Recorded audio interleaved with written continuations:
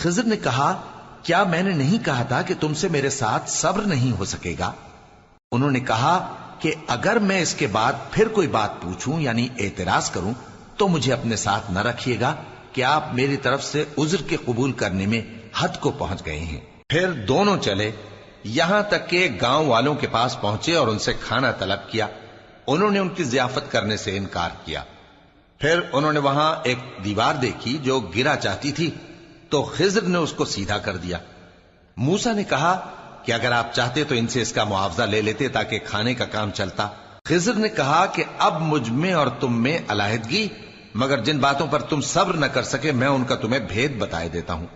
کہ وہ جو کشتی تھی غریب لوگوں کی تھی جو دریا میں محنت کر کے یعنی کشتیاں چلا کر گزارا کرتے تھے، اور ان کے سامنے کی طرف ایک بادشاہ تھا جو ہر اچھی کشتی کو زبردستی چھین لیتا تھا،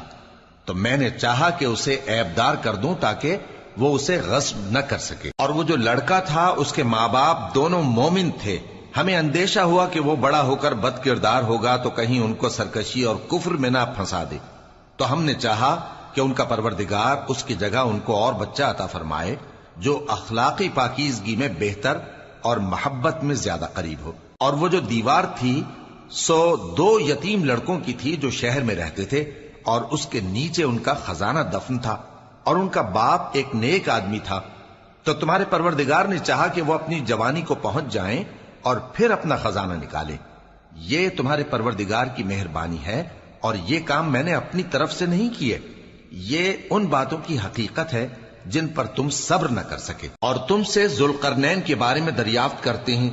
کہہ دو کہ میں اس کا کسی قدر حال تمہیں پڑھ کر سناتا ہوں۔ ہم نے اس کو زمین میں بڑا اقتدار دیا تھا اور ہر طرح کا سامان اس کو عطا کیا تھا، تو اس نے ایک سفر کا سامان کیا، یہاں تک کہ جب سورج کے غروب ہونے کی جگہ پہنچا تو اسے ایسا پایا کہ ایک کیچڑ والے چشمے میں ڈوب رہا ہے،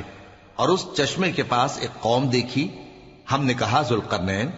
تم ان کو خواہ تکلیف دو خواہ ان کے بارے میں بھلائی اختیار کرو، دونوں باتوں کی تم کو قدرت ہے۔ ذوالقرنین نے کہا کہ جو کفر و بد کرداری سے ظلم کرے گا اسے ہم سزا دیں گے، پھر وہ اپنے پروردگار کی طرف لوٹایا جائے گا تو وہ بھی اسے بڑا